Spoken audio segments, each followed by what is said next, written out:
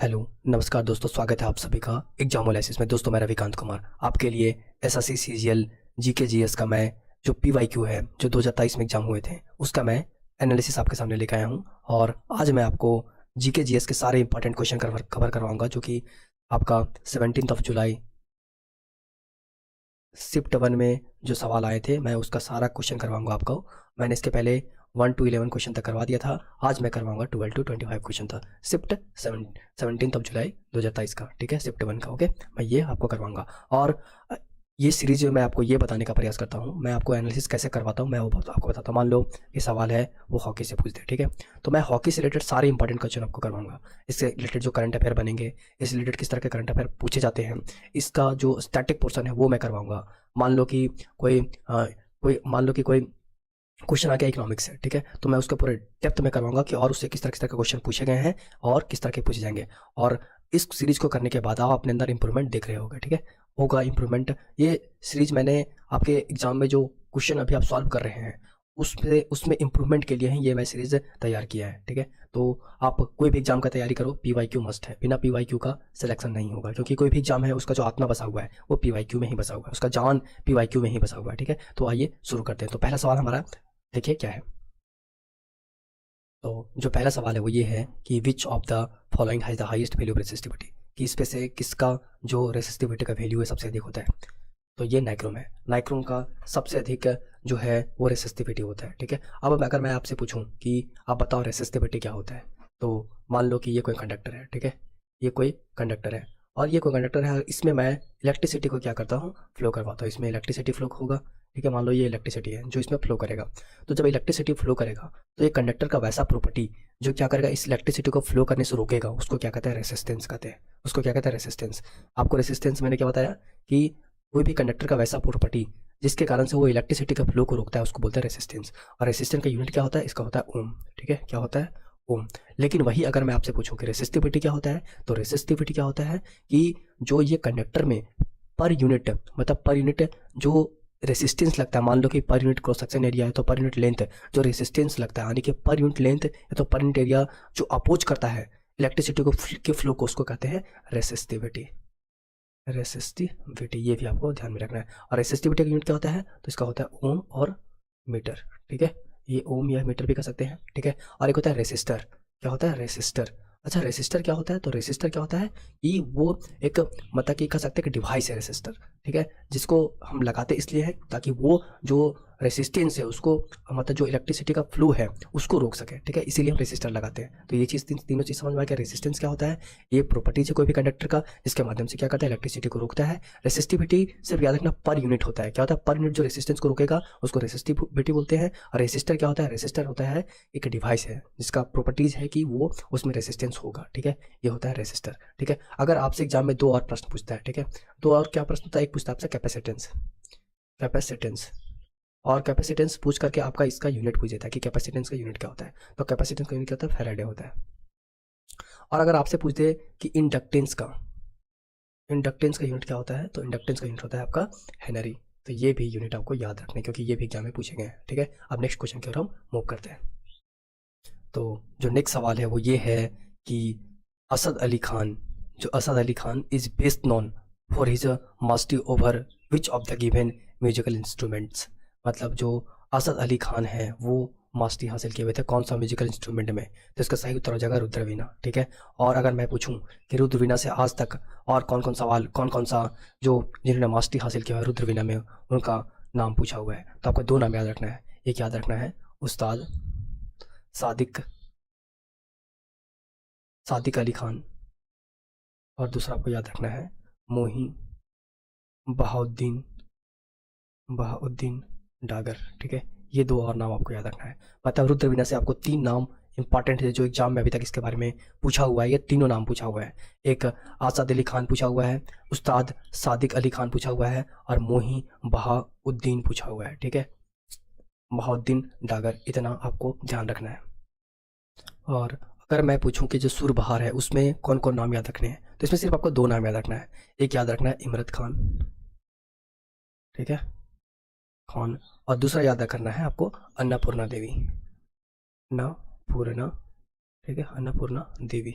और अन्नपूर्णा देवी को 1997 में भारत रत्न भी प्रदान किया गया था, ठीक है, ये भी आपको ध्यान रखना है। यानी कि आपको क्या क्या ध्यान रखना था, सबसे पहले मैंने बताया रुद्रा वीणा में उस्ताद सादिक अली खान, फिर मोही बहाउद्दीन डागर याद रखना था, और फिर एक तो असद अली खान आपको याद रखना ही था, और सुरबहार में आपको दो याद रखना था, इमरत खान याद रखना है और अन्नपूर्णा देवी याद रखना है। और अन्नपूर्णा देवी को पद्म भूषण कब मिला था, तो इनको मिला था 1997 में मिला था। अच्छा, फिर मैं आपसे बोलूँ अगर वायलिन में, तो आपको क्या क्या वायलिन में याद रखना है, मैं वो भी आपको बताता हूँ।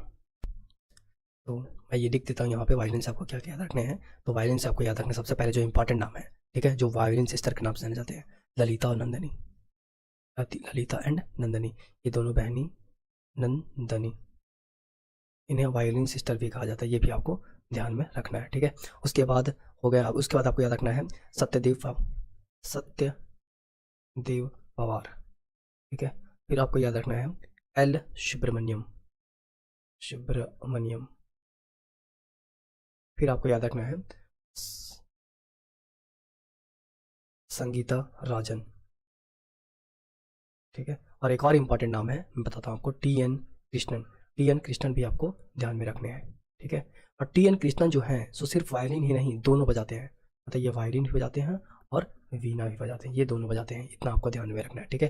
क्या कहते हैं, ललिता एंड नंदनी जिसको वायलिन सिस्टर कहा जाता है, सत्यदेव पवार, एल सुब्रमण्यम, संगीता राजन और टी.एन. कृष्णन, ठीक है, जो कि वायलिन और वीणा दोनों बजाते हैं।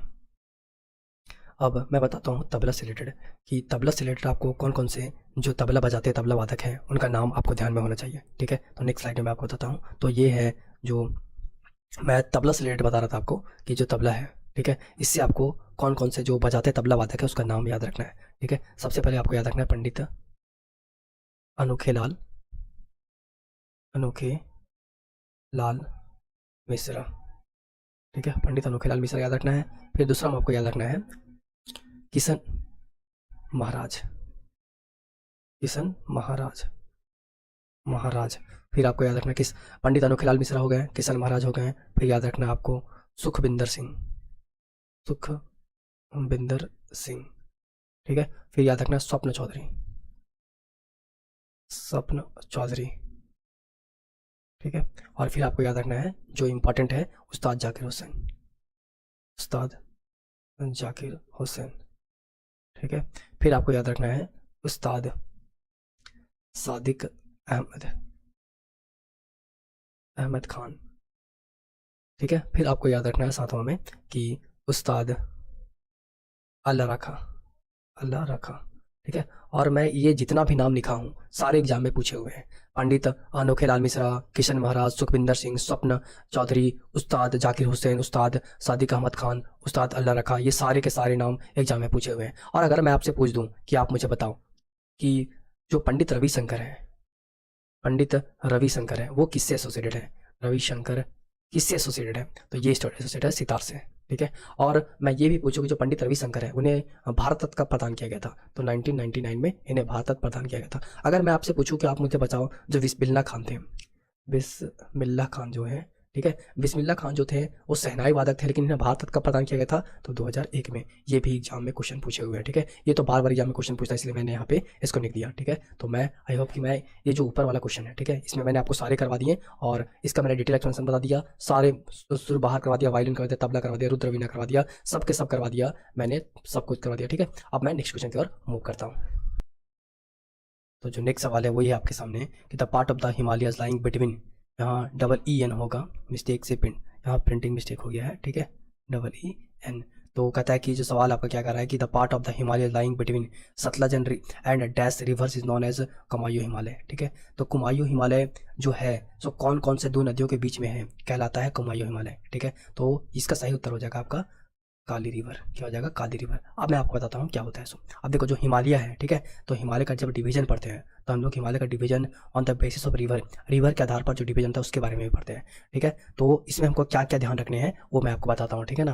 देखो तो इसमें ध्यान रखना सबसे पहले जो डिवीजन हुआ है, किसका डिवीजन हुआ है, हिमालय का on the basis of river, वो 5 भागों में डिवाइड किया गया है, ठीक है। वो कौन कौन से 5 भाग है तो मैं बताता हूँ। सबसे पहले आपको पंजाब हिमालय याद रखना है, ठीक है, और फिर कुमायूं हिमालय याद रखना है, ठीक है, और फिर नेपाल हिमालय याद रखना है, ठीक है, और फिर ये दोनों के बीच में जो होता है वो सिक्किम हिमालय होता है, क्या है, सिक्किम, सिक्किम हिमालय याद रखना है, और फिर याद रखना है असम हिमालय याद रखना है। मतलब ये 5 हिमालय आपको ध्यान में रखने हैं। लेकिन एग्जाम में सवाल कैसे पूछते हैं, तो एग्जाम में सवाल ऐसे पूछते हैं कि आप बताओ कि जो पंजाब हिमालय है, ठीक है, वो कौन से 2 रिवर के बीच में है। इस तरह सवाल पूछ देता है। या तो पूछ देगा 2 इंडस रिवर और सतलज रिवर के बीच में कौन सा हिमालय, या तो ये पूछ देगा कि पंजाब हिमालय कौन सा रिवर के बीच में है, ठीक है। इस तरह से सवाल पूछ देंगे। तो आपको क्या क्या ध्यान में रखना है मैं वो आपको बताता हूँ। सबसे पहले ये देखो, ये है आपका इंडस रिवर। कौन सा है, इंडस रिवर है। और इंडस रिवर, और ये आपका है सतलज। और ये दोनों के बीच में जो पार्ट है, ये दोनों के बीच में जो रीजन है, ये जो रीजन है, ठीक है, ये कौन सा हिमालय, ये पंजाब हिमालय है। उसी तरह से ये जो रिवर है सतलज, ठीक है, ये सतलज है। और सतलज और आपका काली रिवर के बीच में कौन सा माउंटेन कहलाता है, हिमालय का रीजन जो है कौन सा माउंटेन का नाम जाता है, तो ये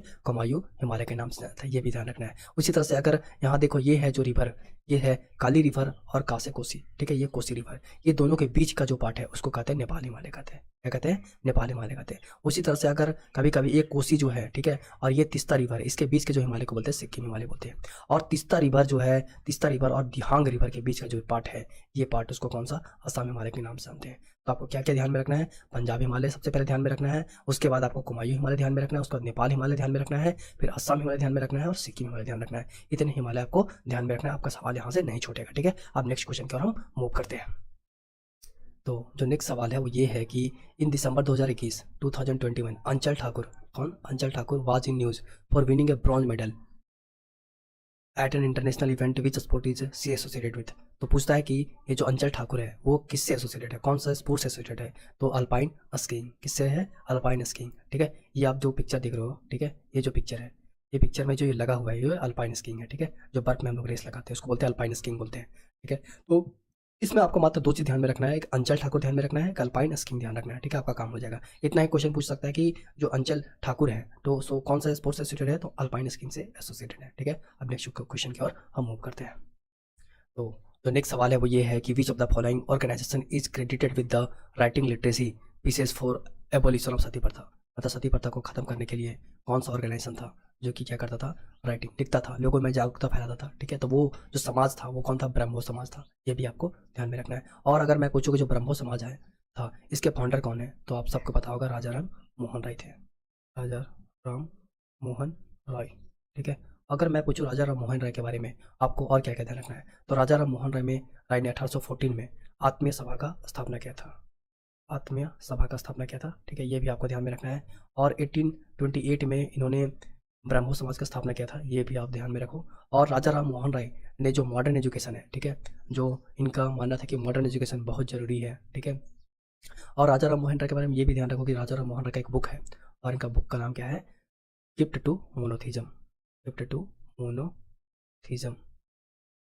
ये भी आपको ध्यान में रखने हैं। और राजा राम मोहन राय के बारे में 2 न्यूज जो इनका आता था वो भी ध्यान रखो, एक संवाद कौमुदी, संवाद कौमुदी, ठीक है। और दूसरा आपको याद रखना है मिरात उल अकबर, ठीक है। ये 2 पुस्तक भी इनके बारे में याद रखना है। राजा राम मोहन राय काफ़ी अच्छे इंसान थे, इन्होंने सती प्रथा के खिलाफ लड़ा था। इतनी बातों का आपको ध्यान में रखना है। अगर मैं पूछूं कि जो हरिजन सेवक संघ है इसका स्थापना कब हुआ था और किसने किया था, तो इसका स्थापना 1932 में हुआ था और महात्मा गांधी ने इसका स्थापना किया था। और ये जो हरिजन सेवक संघ था इसका क्या काम था, ये हरिजनों के विकास के लिए, ठीक है, काम कर रहे थे, ठीक है। और द सत्य शोधक समाज, अगर मैं आपसे पूछूं जो सत्य शोधक समाज है इसका स्थापना किसने किए थे और कब किए थे। सत्य शोधक समाज का स्थापना कब हुआ था, तो ये हुआ था 1873 में हुआ था, ठीक है। और सत्य शोधक समाज का स्थापना 1873 में हुआ था और कौन किए थे, ज्योतिराव फुले ने किए थे, ज्योतिराव फुले ने किए थे, ठीक है।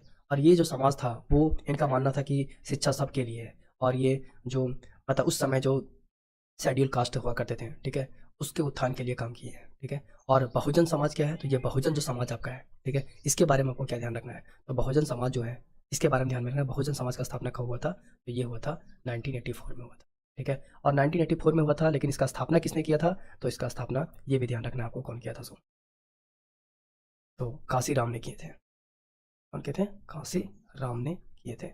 इतनी बातें आपको ध्यान में होनी चाहिए, ठीक है। अब नेक्स्ट क्वेश्चन की ओर हम मूव करते हैं।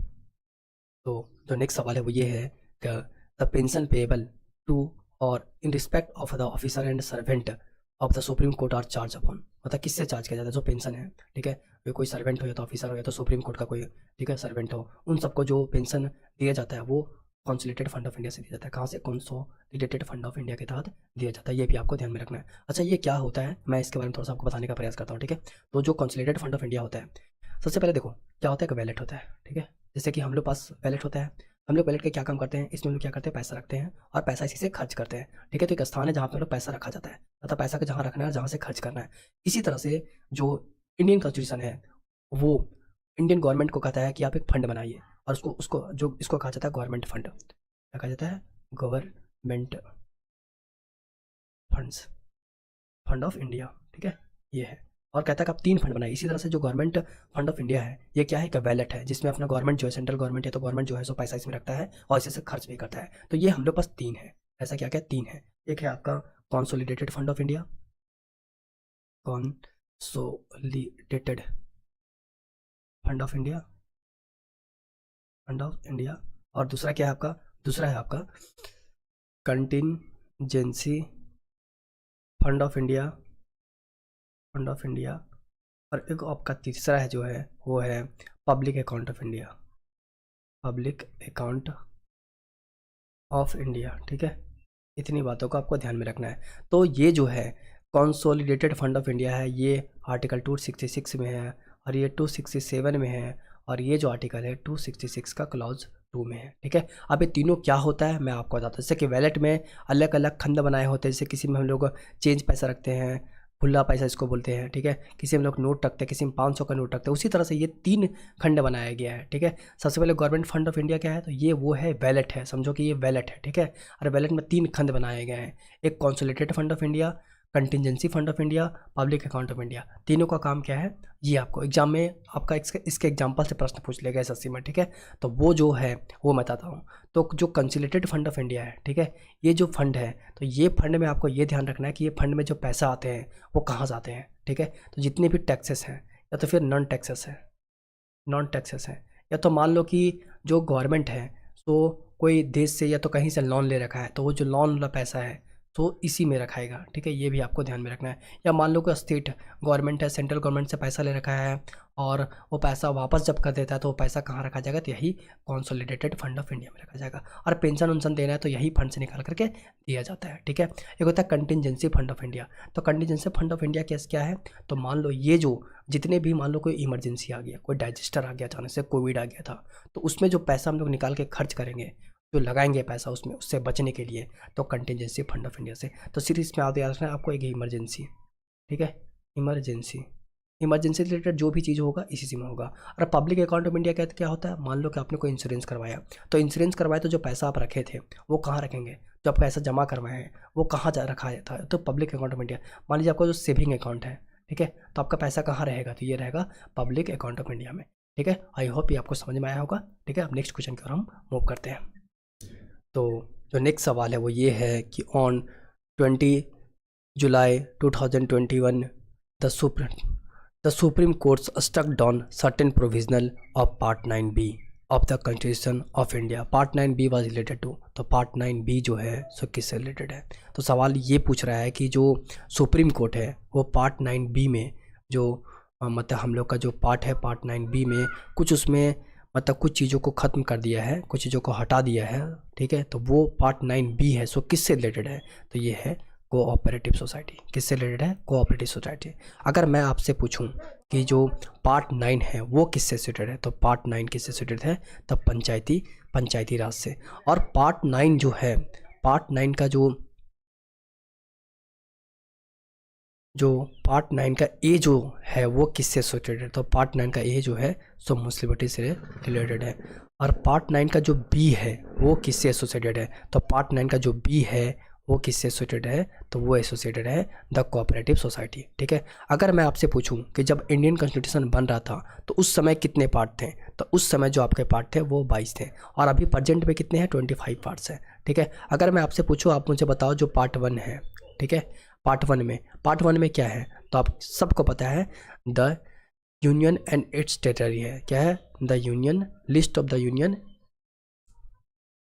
एंड इट्स टेरिटरी, ठीक है। लेकिन वही अगर मैं आपसे पूछूं कि आप मुझे बताओ कि जो पार्ट 5 है उसमें क्या है, तो पार्ट 5 में क्या है, द यूनियन। क्या है, द यूनियन, ठीक है, क्या है, द यूनियन। अगर मैं आपसे पूछूं कि पार्ट 8 में क्या है, पार्ट 8 में क्या है, तो आप क्या कहेंगे, द यूनियन टेरिटरीज। क्या है, द यूनियन टेरिटरीज, टेरिटरीज। ठीक है। अगर मैं आपसे पूछूं कि आप मुझे बताओ कि जो पार्ट 3 है, ठीक है, उसमें क्या है, और पार्ट 3 कहाँ से कहाँ तक है, तो पार्ट 3 12 से लेकर के 35 तक है। और इसमें क्या है, इसमें है फंडामेंटल राइट, फंडामेंटल राइट। ठीक है। अगर मैं पूछूं कि पार्ट 2 में क्या है, तो ये है सिटीजनशिप, सिटीजनशिप। ठीक है, ये भी ध्यान रखना है। और ये कहाँ से कहाँ तक है, तो 4 to 11 है, ये भी आपको ध्यान में रखना है। अगर मैं आपसे पूछूं कि आप मुझे बताओ कि जो पार्ट 4 है, ठीक है, पार्ट 4 कहाँ से कहाँ तक है और इसमें क्या है, तो ये 36 से लेकर के 51 तक है। कहाँ से, 36 लेकर के 51, 36 से टू 51 तक है। और इसमें क्या है, डायरेक्टिव प्रिंसिपल है, ये भी आपको ध्यान में रखना है। ठीक है, प्रिंसिपल है। ठीक है। अच्छा, ये बता दिया। उसके बाद आप मुझे बताओ कि जो पार्ट 15 है, ठीक है, नेक्स्ट स्लाइड ले रहा हूँ, ठीक है, कि जो मतलब पार्ट 16 है, पार्ट 15, ठीक है, पार्ट 15 में क्या है, आप मुझे बताओ पार्ट 15 में क्या है, तो इसमें इलेक्शन है। क्या है, इलेक्शन है। अगर मैं आपसे पूछूं कि आप मुझे बताओ कि जो पार्ट 17 है, ठीक है, जो पार्ट 17 है इसमें क्या है, तो पार्ट 17 में क्या है, तो ये है जो ऑफिशियल लैंग्वेज है। ठीक है, ऑफिशियल लैंग्वेज जो है। ठीक है। अब मैं पूछूं कि पार्ट 18 बताओ क्या है, तो मैं सारा इंपॉर्टेंट आपको बता रहा हूँ। पार्ट 18 में क्या है, तो पार्ट 18 में आपका इमरजेंसी। क्या है, इमरजेंसी है, इमरजेंसी है। अगर मैं पूछूं कि आप मुझे बताओ कि जो पार्ट 20 है उसमें क्या है, तो इसमें है अमेंडमेंट, अमेंडमेंट। ठीक है, तो इतनी आपको ध्यान में रखनी है। ठीक है। अब नेक्स्ट क्वेश्चन की ओर हम मूव करते हैं। तो जो नेक्स्ट सवाल है वो ये है कि which of the following Indian states was the host of the 36th national games. जो 36 नेशनल गेम हुआ था उसको कौन सा इंडियन स्टेट ने होस्ट किया था, तो इसका सही उत्तर हो जाएगा गुजरात। ठीक है, लेकिन आपको 36 नहीं 37 वाला आपको ध्यान में रखना है। तो अगर मैं आपसे पूछ दूं कि 37 जो नेशनल गेम्स हुआ था, ठीक है, वो कौन सा स्टेट होस्ट किया था, ठीक है, तो वो किया था गोवा। अब देखो, गोवा किया था, लेकिन जो 36 में जो गेम का संख्या था वो 36 था, लेकिन जो 37 नेशनल गेम हुआ था, ठीक है, इसमें टोटल कितने गेम को शामिल किया गया था, तो मैं आपको बोलूँगा क्या कि 36 में 37 का लास्ट 7 जोड़ दो, आपका आंसर आ जाएगा। तो ये 43 गेम्स इसमें इंक्लूड थे, ये भी ध्यान में रखना है। अब देखो, PYQ करने का फ़ायदा क्या है कि आपको नेशनल गेम्स करके जाने, क्योंकि नेशनल गेम से सवाल पूछ रहे हैं, ठीक है, वरना करंट अफेयर आप पढ़ते रह जाओगे। इसको करने से ये फ़ायदा है कि आपको एक आइडिया जाता है कि हमको कहाँ कौन सा करंट अफेयर पर ध्यान देना है।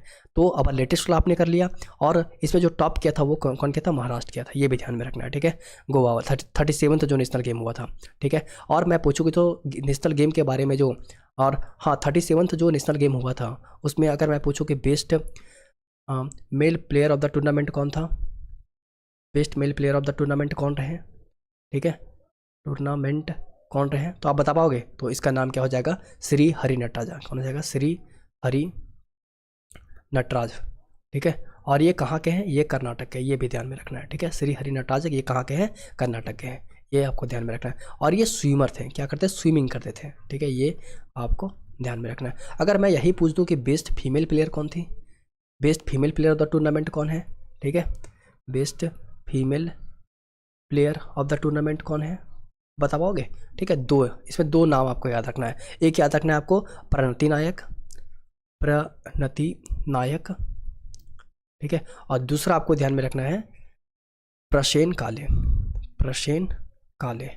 ठीक है, प्रणति नायक पहला और दूसरा में प्रसेन काले। ठीक है, ये दोनों जिम्नास्टिक थी और ये उड़ीसा से इनका संबंध है। ठीक है, और मैं और क्या क्या इंपॉर्टेंट है इसके बारे में मैं वो भी आपको बताता हूँ, ऐसे आपको और क्या क्या ध्यान में रखने हैं। ठीक है, तो वो क्या क्या आपको और ध्यान में रखने हैं, देखो, अगर मैं जो गेम्स है, जो नेशनल गेम है, ठीक है, जो भारत का जो नेशनल गेम्स है उसके बारे में आपको क्या क्या ध्यान रखने हैं वो बताता हूँ। जैसे कि इसका जो स्टैटिक पोर्शन है वो बताने का प्रयास कर रहा हूँ। तो सबसे पहले 1924 में, ठीक है, इसको कहा जाता था इंडियन ओलंपिक। क्या कहा जाता था, इंडियन ओलंपिक कहा जाता था, ओलंपिक कहा जाता था। और सबसे पहले कहाँ हुआ था, तो ये लाहौर में हुआ था। ठीक है, ये ध्यान रखना है। उसके बाद 1940 में इसका नाम चेंज करके कर दिया क्या, नेशनल गेम्स कर दिया गया, नेशनल गेम्स कर दिया गया, ये आपको ध्यान में रखना है। और ये कहाँ हो रहा था वो मैच, तो ये हो रहा था बम्बई में। ठीक है, उसके बाद 1948 में, ठीक है, आज़ादी के बाद सबसे पहली बार खेला जाता है, जो कि कहाँ, यूपी के कहाँ, लखनऊ में। ठीक है, ये हो गया। उसके बाद इतना आपको ध्यान में रखना है इसके बारे में, ठीक है। 1924 में स्टार्ट होता है, 1914 में इसका नाम चेंज करके कर दिया जाता है, 1948 में यूपी लखनऊ में होता है। इतनी बातों को आपको ध्यान में रखना, ओके। अब नेक्स्ट क्वेश्चन की ओर हम मूव करते हैं। तो नेक्स्ट सवाल ये है कि विच एलिमेंट ऑफ ग्रुप 17, जो ग्रुप 17 है, has two isotopes of masses 35 and 37 and with average abundance 75.77% और 24.23% रिस्पेक्टिवली। कहता है कि कौन सा एलिमेंट है ग्रुप 17 का जिसके दो आइसोटॉप है 35 और 37, और जो इसका पाया जाता है 75.77% पाया जाता है, 24.23% पाया जाता है, ठीक है। तो इसका जवाब हो जाएगा आपका, ये हो जाएगा क्लोरीन, ठीक है। क्या हो जाएगा? क्लोरीन हो जाएगा। और आप इसको ये भी कर सकते थे, जैसे क्लोरीन है, क्लोरीन का एटॉमिक नंबर कितना था? 17। तो 17 से दुगुना लगभग में 34 में ही 35.5 इसका होता है, तो वही एवरेज में चल गया। तो आप इस तरह से भी कर सकते थे मास नंबर के, मतलब कि मास नंबर के अप्रॉक्स में जाकर के आप इसको सॉल्व कर सकते थे, ठीक है। तो दो चीज़ें होती हैं, एक होता है आइसो बार, एक होता है आइसोटॉप, ठीक है। सबसे पहले आइसो बार समझो, ठीक है। तो आइसो मतलब क्या होता है? आइसो मतलब होता है सेम, क्या होता है? सेम होता है। और बार मतलब क्या होता है? मास नंबर, ठीक है। तो जिसका सेम क्या होगा? सेम एटॉमिक नंबर होगा, सॉरी, आइसो बार किसको बोलेंगे? आइसो मतलब होता है सेम, और बार मतलब क्या होता है? मास, मतलब इसका सेम मास नंबर होगा बट डिफरेंट एटॉमिक नंबर होगा, उसको आइसो बार कहते हैं। और एक होता है आइसोटॉप, क्या होता है? आइसोटॉप। आइसो मतलब होता है क्या? सेम, ठीक है। और टॉप मतलब होता है एटॉमिक नंबर, ठीक है। मतलब जिसका सेम एटॉमिक नंबर होगा, जिसका सेम क्या होगा? एटॉमिक नंबर होगा but different in mass number होगा, जैसे क्लोरीन, ठीक है। क्लोरीन 17 का क्या होता है? 35, 37 दो मास नंबर होता है। तो आइसोटॉप क्या होता है? आइसो मतलब सेम और टॉप मतलब एटॉमिक नंबर, इसका सेम एटॉमिक नंबर होगा बट डिफरेंट मास नंबर होगा, उसको आइसोटॉप कहेंगे। आइसो बार मतलब क्या होगा? आइसो मतलब सेम, बार मतलब मास नंबर, मतलब जिसका सेम मास नंबर होगा बट डिफरेंट एटॉमिक नंबर होगा, उसको क्या बोलते हैं? आइसो बार कहते हैं, ठीक है। तो ये बातें भी आपको ध्यान में रखना है। आइसोटोन, टोन मतलब क्या होता है? नंबर ऑफ न्यूट्रॉन, जिसका सेम न्यूट्रॉन होगा उसको बोलते हैं आइसोटोन, ठीक है। ये भी आपको ध्यान में रखना है, ठीक है। अब नेक्स्ट क्वेश्चन की ओर हम मूव करते हैं।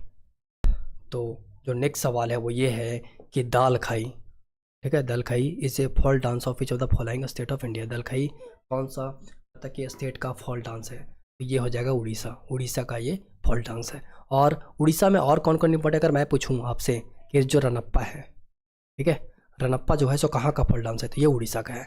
और फिर मैं अगर पूछूँ आपसे कि रंगाबाती, ठीक है, जो रंगाबाती है वो कहाँ का फॉल डांस है? तो ये रंगाबाती भी कहाँ का है? उड़ीसा का है। दाल खाई कहाँ का है? उड़ीसा का, आपको पता चल गया।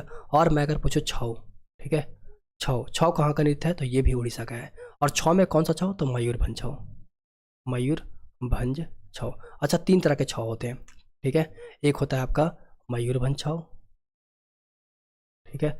दूसरा होता है आपका सरायकेला, और तीसरा होता है आपका पुरुलिया। एक होता है पुरुलिया छऊ, ठीक है, और एक और होता है सरायकेला, सरायकेला, ठीक है। तो जो मयूरभंज है वो कहाँ है? उड़ीसा में, ठीक है। और अगर पुरुलिया कहाँ है? तो वो है वेस्ट बंगाल में है। और ये है झारखंड में। सरायकेला कहाँ है? झारखंड में। और जो माना जाता है कि जो छौ का उत्पत्ति हुआ था उसको सरायकेला से ही हुआ था, ठीक है। ये आपको ध्यान में रखना है। और फिर कर्नाटक से अगर मैं पूछूँ कि कर्नाटक में कौन कौन इंपॉर्टेंट आपको फॉल डांस याद रखने हैं, तो कर्नाटक में जो सबसे करगा, क्या है? करगा, ठीक है। और एक भूतदा कोला भी याद रखो आप, ठीक है, भूतदा कोला, ठीक है, भूतदा कोला भी याद रखो, ठीक है। और अगर मैं बोलूँ कि जो केरला है, केरला से क्या है? एक थल्लल याद रखो, क्या चीज़?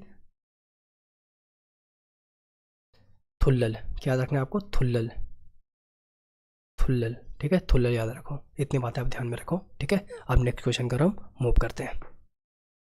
तो जो नेक्स्ट सवाल है वो ये है कि which the following countries never hosted the Paralympic game, मतलब कौन सा कंट्री जो अभी तक होस्ट नहीं किया पैरालंपिक गेम? तो इस जगह इंडिया, ठीक है। अब नेक्स्ट क्वेश्चन कर हम मूव करते हैं। तो जो नेक्स्ट सवाल है वो ये है कि which tools and implements and building are example of which types of goods. ये जो मशीन टूल्स है, ये जो and implements, tools and implements and building are example of which types of goods, ये किस तरह के गुड्स का एग्जाम्पल है? तो ये कैपिटल गुड्स का एग्जाम्पल है। अब देखो कैपिटल गुड्स क्या होता है? तो कैपिटल गुड्स क्या होता है कि जो गुड्स किसी चीज़ को बनाने के लिए यूज करते हैं, मतलब जिसको, मतलब कोई भी वैसा वस्तु जो किसी और चीज़ को बनाने के लिए काम आता है उसको बोलते हैं कैपिटल गुड्स। जैसे कि हो गया आपका मशीन्स, जितना भी मशीन्स है, ठीक है, ये सब क्या कौन से गुड्स है? तो ये सब कैपिटल गुड्स है। और कंज्यूमर्स गुड्स कौन होते हैं? जो कंज्यूमर यूज करता है, जैसे कि फ्रिज हो गया, ठीक है। मान लो कि जो, मतलब जो किसी इंडिविजुअल के द्वारा यूज़ किए जाते हैं, ठीक है, उसको बोलते हैं कंज्यूमर गुड्स, ठीक है। जो मतलब कंप्लीट पूरा बन करके आपके पास कंज्यूमर पर चला गया वो है कंज्यूमर गुड्स, ठीक है। ये भी ध्यान रखना है। अब नेक्स्ट क्वेश्चन की ओर हम मूव करते हैं। तो जो नेक्स्ट सवाल है वो ये है कि नेक्स्ट सवाल ये है कि which of the following states in India during October to December, ठीक है, receive rainfall due to north east monsoon. मतलब कहता है कौन सा ऐसा स्टेट है जो कि अक्टूबर से दिसंबर के बीच में रेनफॉल रिसीव करता है किस मानसून का, नॉर्थ ईस्ट मानसून के कारण से। तो इसका सही उत्तर हो जाएगा आपका तमिलनाडु, केरल एंड आंध्र प्रदेश, ठीक है। ये उत्तर आपका बिल्कुल सही है। लेकिन आपको मैं मानसून के बारे में थोड़ा सा एक आइडिया देता हूँ, ठीक है, कि आपको थोड़ा सा मैं मानसून को समझाने का प्रयास करता हूँ। उससे पहले आपको 2-3 चीज़ें मैं बताऊँगा, वो आपको ध्यान में रखने हैं। वो 2-3 चीज़ें क्या क्या है, तो सबसे पहले आपको बताना चाहिए ये कि जो हमारा ये पृथ्वी है, ठीक है, इसमें 2 चीज़ होता है। एक होता है आपका रोटेशन, क्या होता है, रोटेशन, और दूसरा क्या होता है रिवोल्यूशन। क्या होता है, रिवोल्यूशन, ठीक है। तो रोटेशन के कारण से क्या होता है, डे एंड नाइट, ठीक है। और अगर मैं बोलूँगा रिवोल्यूशन क्या करता है तो सीजन में चेंज आता है, ठीक है। ये किसके कारण से आता है, ये होता है रोटेशन, रिवोल्यूशन के कारण से। अगर रोटेशन से के कारण से क्या होता है, डे और नाइट, और रिवोल्यूशन के कारण से सीजन में चेंज आता है। ये आपको ध्यान में रखना है, ठीक है। और ये पहला बात हो गया। दूसरा बात आपको ये ध्यान में रखने हैं कि मान लो कि जो टेम्परेचर है, ठीक है, टेम्परेचर क्या होता है, इन्वर्सली प्रपोर्शनल होता है प्रेशर का। ये भी आपको ध्यान में रखना है। यानी कि आप टेम्परेचर को बढ़ाओगे तो प्रेशर क्या होगा, घटेगा, और अगर आप टेम्परेचर को घटाओगे तो प्रेशर क्या होगा, बढ़ेगा। ये 2 पॉइंट आपको ध्यान में रखना है। और एक और पॉइंट आपको ध्यान में रखना है, वो क्या है, वो ये पॉइंट है कि जो वाइंड है, ठीक है, वाइंड का जो फ्लो होगा सो किधर होगा, तो ये हमेशा high pressure to low pressure होगा। ये भी आपको ध्यान रखना है। मतलब 3 बातें, ये जो 3 मैं बताया हूँ, इसी से पूरा जो मानसून है इसी पर डिपेंडेंट है। सबसे पहले क्या डिपेंडेंट है कि जो टेम्परेचर है सो क्या चाहिए होगा, इन्वर्सली प्रोपोर्शनल होगा प्रेशर का। पहला ये बात आपको ध्यान में रखना है, ठीक है। दूसरा कि जो वाइंड का फ्लो होगा high pressure to low pressure होगा, ठीक है, ये ध्यान रखना है। और जो तीसरा बात रखना है कि जो डे और नाइट होता है रोटेशन के कारण से होता है, और रिवोल्यूशन के कारण से होता है, सीजन चेंज होता है। और एक बात और आपको ध्यान में रखना है, ठीक है, एक बात और ध्यान में रखना है, ये आपको ध्यान में रखना है कि जो अर्थ है सो टिल्टेड है अपने एक्सिस से। मान लो कि अर्थ है, ठीक है, तो ये इसका एक्सिस है, मतलब ये इसका एक्सिस ऐसा होना चाहिए, लेकिन ये क्या है, ऐसे टिल्टेड है, ठीक है। इतना ये झुका हुआ है 23.5, ठीक है, 23.5 ये झुका हुआ है। 23.5 कर्क रेखा भी होता है, 23.5 ये झुका हुआ भी। ये दोनों चीज़ आपको ध्यान में रखना। मतलब ये अगर 4 बात आप ध्यान में रखते हो तो आपको मानसून में दिक्कत नहीं होगा, ठीक है। अब मैं आपको मानसून के बारे में समझाने की कोशिश करता हूँ। तो एक बात ये जो सबसे इंपॉर्टेंट है ये है कि टेम्परेचर अगर बढ़ेगा तो प्रेशर क्या होगा, कम होगा। अगर टेम्परेचर घटेगा तो क्या होगा, प्रेशर बढ़ेगा। ये बात आपको ध्यान में रहना है। ये पूरा याद कर लो कि टेम्परेचर बढ़ेगा प्रेशर घटेगा, टेम्परेचर घटेगा प्रेशर बढ़ेगा। और जहाँ प्रेशर कम होगा वहीं हवा मूव करेगा। मतलब हवा हमेशा higher pressure to lower pressure move करता है। ये मैं बताने की कोशिश कर रहा हूँ, ठीक है। ये दोनों पे मानसून पूरा डिपेंड करेगा, ठीक है। तो आप देखो, मैं आपको पिक्चर दिखाता हूँ, ठीक है। अब क्या होता है कि मान लो यहाँ पे आपका सन है, क्या होता है कि यहाँ आपका सन है, ठीक है, यहाँ आपका सन है, ठीक है, ये सन है आपका। अब यहाँ सन है तो क्या होता है, जब समर सोलिस्टिक आता है, ठीक है, समर सोलिस्टिक मतलब जब गर्मी आता है। और भारत में सबसे बड़ा दिन क्या होता है, 21 जून को होता है, ठीक है, 21 जून को होता है। अब क्या होता है कि जब गर्मी आता है, ठीक है, तो ये जो सन का लाइट है सो सबसे ज़्यादा कहाँ पड़ता है, ये पड़ता है टॉपिक ऑफ कैंसर में पड़ता है, क्योंकि अर्थ टिल्टेड है, ठीक है। तो यहाँ पे पड़ता है सबसे ज़्यादा सन का लाइट। तो ये जो पार्ट है, ठीक है, ये जो इंडिया है, ठीक है, ये देखो, ये पार्ट इंडिया का दिख रहा है आपको, ठीक है। तो ये जो पार्ट है मतलब टॉपिक ऑफ कैंसर है, कर्क रेखा है, यहाँ पे सन का लाइट पड़ा।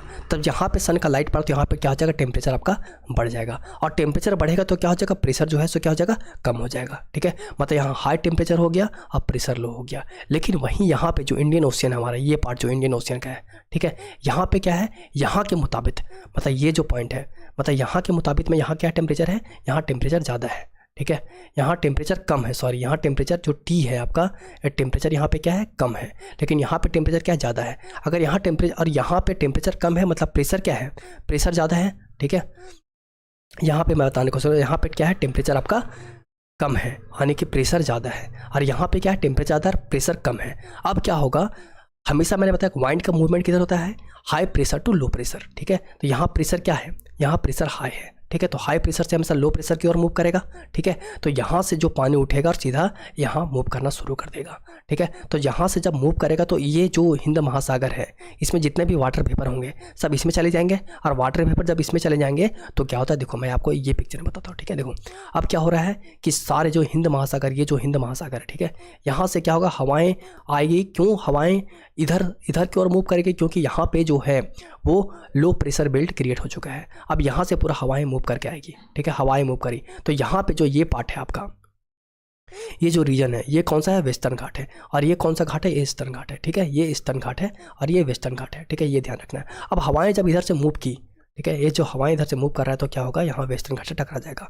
तो ये जो पार्ट है केरला का, ठीक है, ये आपका हो गया कर्नाटका हो गया, ये तमिलनाडु हो गया, ये आंध्र प्रदेश हो गया। तो ये पार्ट जो है यहाँ पे, ये जो पार्ट है यहाँ पे वर्षा नहीं हो पाता है जब मानसून शुरू होता है, जब जून में मानसून शुरू होता है उस समय, ठीक है, ये भी ध्यान में रखना है। अब क्या होगा, यहाँ से मानसून, यहाँ से हवा प्रवेश नहीं कर पाएगा तो क्या होगा, यहाँ पे वर्षा नहीं हो पाता है। उसके बाद क्या होता है, यहाँ से इधर से एक इधर से भी जाएगा, मतलब ये जो गल्फ ऑफ खंबात है, ठीक है, गुजरात है, गुजरात से होकर कुछ जाएगा, और कुछ जो है यहाँ से बे ऑफ बंगाल से होकर जाएगा, ठीक है, इस तरह जाएगा। तो ये जो जाएगा यहाँ से जो मानसून जाएगा, मानसूनी हवाएं जाएंगे, ठीक है, तो यहाँ पे पूरा वर्षा होगा, ठीक है, जून महीना में, ठीक है, लेकिन यहाँ पे वर्षा नहीं हो पाएगा। जो ये पार्ट है, ये रीजन है, यहाँ पे वर्षा नहीं हो पाएगा। अब यहाँ पे पूरा वर्षा हुआ, उसके बाद क्या होगा, जब अब देखो, अब क्या होगा, अब ठंड का दिन आ गया। अब जब ठंड के दिन आ जाता है तो ये पिक्चर देखो, अब जब ठंड के दिन आ गया तो क्या होगा, जो ये इक्वेटर है, क्या है, इक्वेटर है। तो अब क्या होगा कि जो लाइट्स हैं, ठीक है, जो सन का लाइट्स है वो कहाँ पड़ेगा, इक्वेटर पे सीधा पड़ेगा, ठीक है। अब सन का लाइट इक्वेटर पे पड़ रहा है तो यहाँ पे क्या होगा, ये जो हिंद महासागर है, ठीक है, यहाँ का टेम्परेचर क्या होगा, यहाँ का टेम्परेचर आपका बढ़ जाएगा, ठीक है, यहाँ पे टेम्परेचर क्या क्या बढ़ गया। अब टेम्परेचर बढ़ गया तो प्रेशर क्या हो जाएगा, कम हो जाएगा, ठीक है। लेकिन यहाँ पे कंपेरेटिवली जो इंडिया का जो ये कर्क रेखा है, ठीक है, ये जो कर्क रेखा गुजरात, यहाँ पे क्या होगा, सन का लाइट डायरेक्ट नहीं पड़ रहा है तो यहाँ पे क्या होगा, यहाँ पे आपका क्या हो जाएगा, टेम्परेचर यहाँ कम हो जाएगा, और टेम्परेचर कम हो जाएगा मतलब प्रेशर क्या हो जाएगा, बढ़ जाएगा, प्रेशर आपका बढ़ जाएगा, ठीक है, टेम्परेचर कम हो जाएगा तो प्रेशर क्या हो जाएगा, बढ़ जाएगा, और यहाँ पे टेम्परेचर बढ़ गया तो प्रेशर कम हो गया। अब जो हवा का मूवमेंट होगा, सो हमेशा high pressure to low pressure, तो प्रेशर यहाँ पे हाई है तो इधर लो है, ठीक है, तो मतलब ये मूवमेंट इस तरह का होगा, ठीक है। अब यहाँ पे देखो क्या होगा, सो अब जितने भी यहाँ पे क्या है, हिंद महासागर में क्या हुआ, टेम्परेचर आपका बढ़ चुका है, ठीक है, जो ये रीजन है यहाँ पे टेम्परेचर, ये वाला जो हिंद महासागर वाला रीजन, यहाँ पे टेम्परेचर बढ़ चुका है, यानी कि प्रेशर कम हो गया, और यहाँ टेम्परेचर कम हुआ, प्रेशर बढ़ गया। अब हवाओं का मूवमेंट इधर होना शुरू हो जाएगा, ठीक है, जब हवाओं का मूवमेंट इधर होना शुरू हो जाएगा, ठीक है, तो क्या हो जाएगा, तो आपका ये होगा कि ये लैंड रीजन है, तो लैंड रीजन में तो वाटर वेपर मिलेगा नहीं, फिर भी तालाब उलाब से वाटर वेपर मिल जाता है, उतना नहीं मिलता है, लेकिन ये जो बे ऑफ बंगाल पड़ता है यहाँ से वाटर वेपर लेता है, और आते वक्त मतलब जब ठंड का मौसम रहता है, जब ठंड शुरू होने वाला था उस समय यहाँ पे क्या होता है, बारिश होता है। कहाँ पे, आपका केरल, कर्नाटक, केरल और आपका ये हो गया तमिलनाडु और आंध्र प्रदेश, इस समय क्या होता है, यहाँ पे वर्षा होता है लौटते वक्त, इसलिए जो नॉर्थ ईस्ट मानसून है उसके कारण से वर्षा होता है, ठीक है, ये बात ध्यान रखना है आपको। तो आई होप मैं आपको ये समझा दिया होगा, और दो बातें और ध्यान रखूँ, जैसे कि समर सोल्स्टिस कब होता है, तो 21 जून को होता है, ठीक है, मतलब जो इंडिया में सबसे बड़ा दिन है वो कौन है, 21 जून को है, ठीक है, क्योंकि इस समय जो है सन का light direct Tropic of Cancer में पड़ता है। और दूसरा मैं क्या बताता हूँ, दूसरा मैं ये बताना चाह रहा था कि जो मतलब कि विंटर सोल्स्टिस होता है दिसंबर 21 को होता है, ठीक है, और ये जब इस समय क्या होता है कि जो सन का डायरेक्ट लाइट कहाँ है, इक्वेटर में पड़ता है, ठीक है, ये बात आपको ध्यान में रखना है, ठीक है। अब मैं नेक्स्ट क्वेश्चन की ओर मूव करता हूँ, मतलब उम्मीद करते हैं कि आपको हल्का मैं समझाया होगा, ज़्यादा नहीं, हल्का एक आइडिया, ब्रीफ आइडिया मैं आपको दिया होगा, ठीक है। अब मैं नेक्स्ट क्वेश्चन के अपना मूव करता हूँ। तो जो नेक्स्ट क्वेश्चन है वो ये है कि the right to work plan under the National Rural Employment Guarantee Act 2005, ठीक है, 2005 was implemented in how many district in the first phase में कितने डिस्ट्रिक्ट में इम्प्लीमेंट किया गया था, तो ये 200 डिस्ट्रिक्ट में इम्प्लीमेंट किया गया था। तो दोस्तों उम्मीद करते हैं आज यहीं पे हमारा ये लेक्चर ख़त्म होता है। और दोस्तों अगर आप PYQ अच्छे से करते हो, ठीक है, तो PYQ आपका जान है एग्ज़ाम का, PYQ से ही सिलेक्शन होना है, ठीक है, यहीं से सिलेक्शन होगा, ये आपका ब्रह्मास्त्र है, ठीक है, यहीं से सिलेक्शन होगा। PYQ कोई भी एग्ज़ाम है PYQ करो, ये बात पहले समझ में अच्छा है, और जब तक मतलब जितना जल्दी समझ में आ जाए ये चीज़ वही उतना ही अच्छा होगा, ठीक है। तो थैंक यू सो मच, आप यहाँ तक बने रहें उसके लिए, और उम्मीद करते हैं कि आप अपने एग्ज़ाम में बेहतर करेंगे, ठीक है। थैंक यू सो मच, और जय हिंद, जय भारत, वंदे मातरम, इनकलाब जिंदाबाद।